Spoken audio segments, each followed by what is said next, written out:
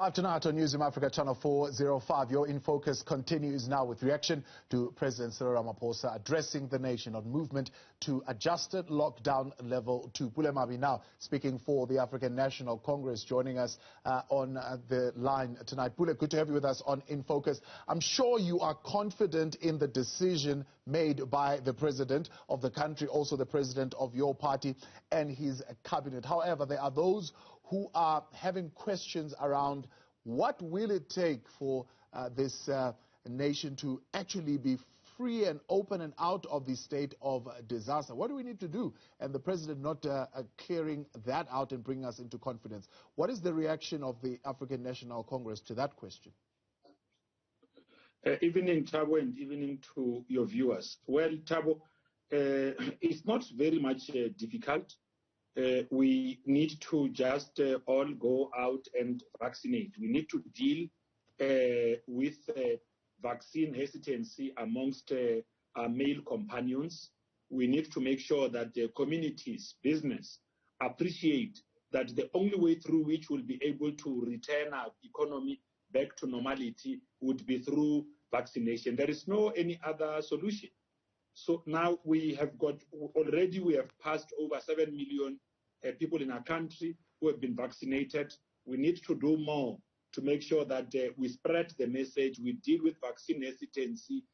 We also call to order those that might be spreading fake news about vaccines, because they are contributing towards hesitancy. Actually, they are the very people who are holding the country hostage. It is not government of the people of South Africa that is actually holding the people of this country hostage. The people holding all of us hostage are those spreading fake news. Because what fake news does, especially about efforts of government to decisively deal with the pandemic, is it undermines public confidence.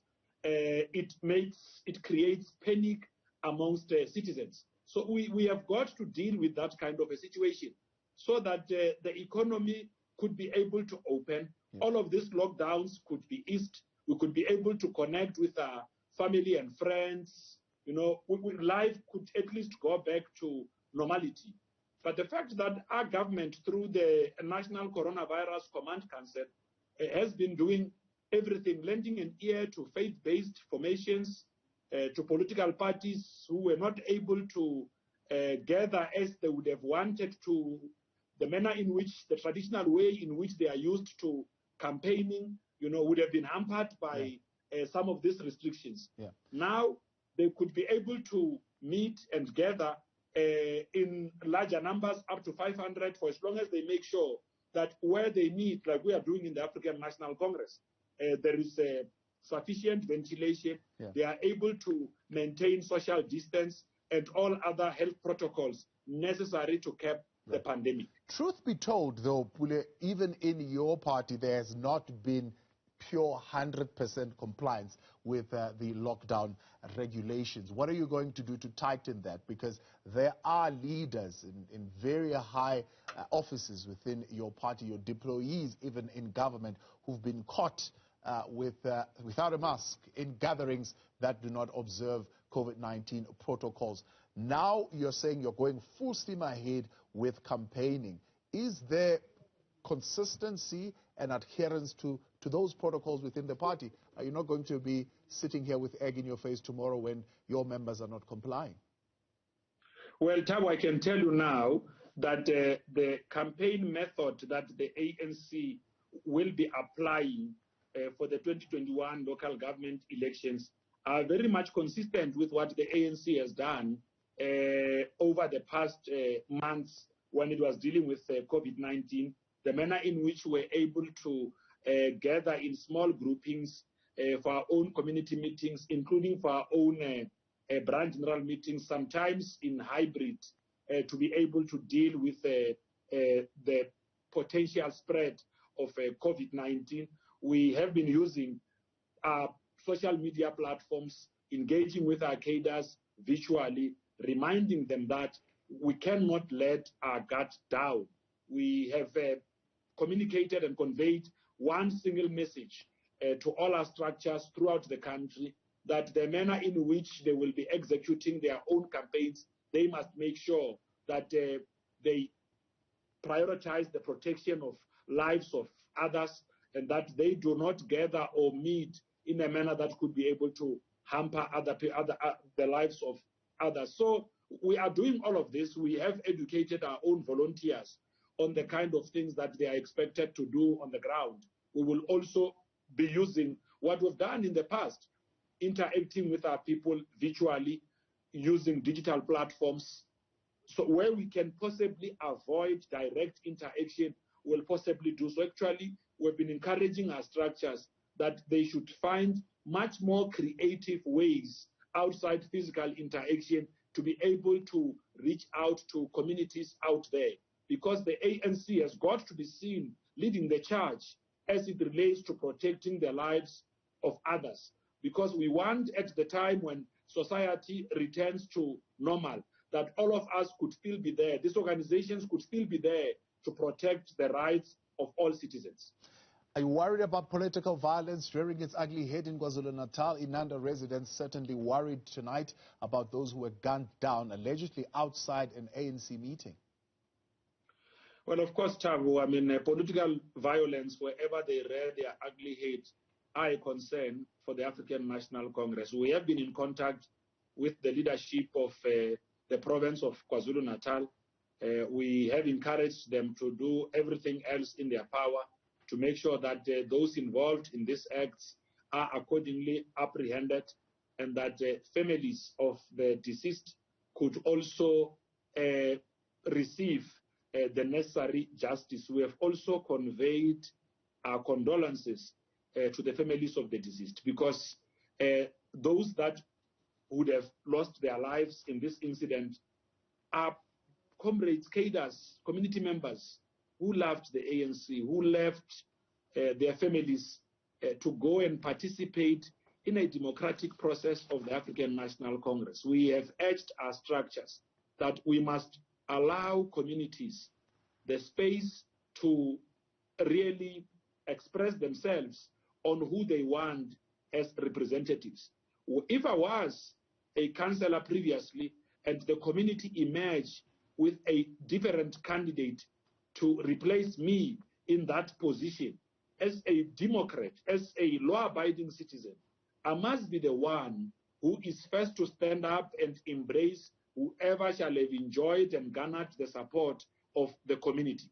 We need to understand that these are different elections. We are going into these elections having given the power and right to and authority to choose who must lead to these communities. We do not want to emerge as the ANC with candidates who do not enjoy the full confidence of people they are expected to lead, or who do not possess the requisite skills that will be able to change the living conditions of those people in those communities. Now, communities are now taking charge. They are now making their own choices, and no one should mete out violence to try and circumvent choices of those communities. Law enforcement agencies must act and act decisively. These are acts of crime. The ANC is not a violent organization. The ANC was founded by peaceful men and women who understood that it is the very important instrument in the hands of our people which could drive forward the project of liberating the rest of South Africa's people. So it cannot be that in 2021, we still have got to be dealing with incidences of violence. People must know, our families need to know that when we leave our homes going to attend ANC gatherings, we will come home safe and alive. We will enjoy going to those meetings. Our families should not be holding their hearts when we leave our homes to go and attend ANC meetings.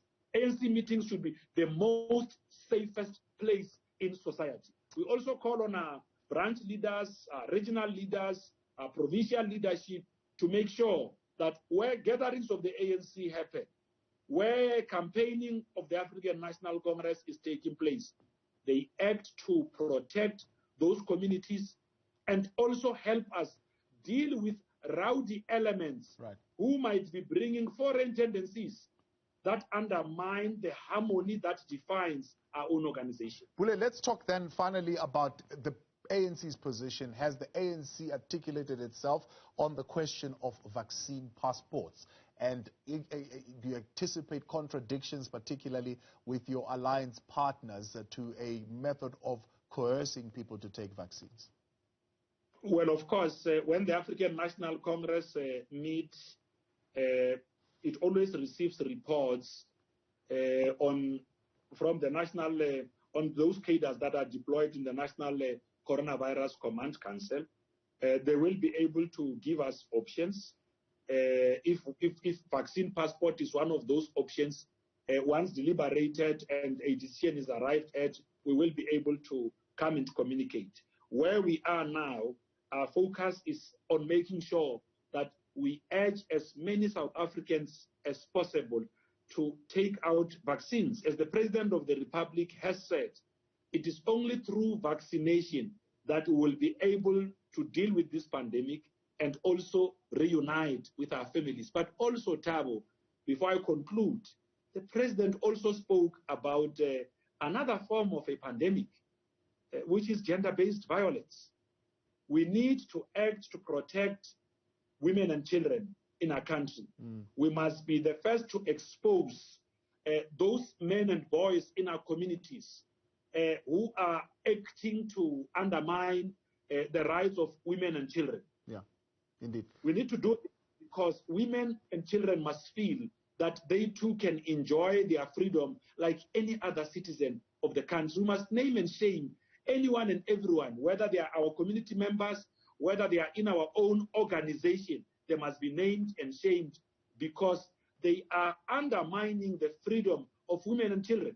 Because these people need to also feel that this country belongs to them, like men do. So, Pule, you're saying the ANC then would still need to make a decision on vaccine passports? Well, the point I'm making is that, of course, Thabo, the ANC, as a self-respecting organization, having received reports from its cadres deployed in government on the work that they are doing, they will be able to put forward the different options available, and whatever option that becomes viable based on science and world trends, the ANC will be able to make a decision and pronounce itself. Pule Mabe, I appreciate your time. Thank you very much for talking to us tonight.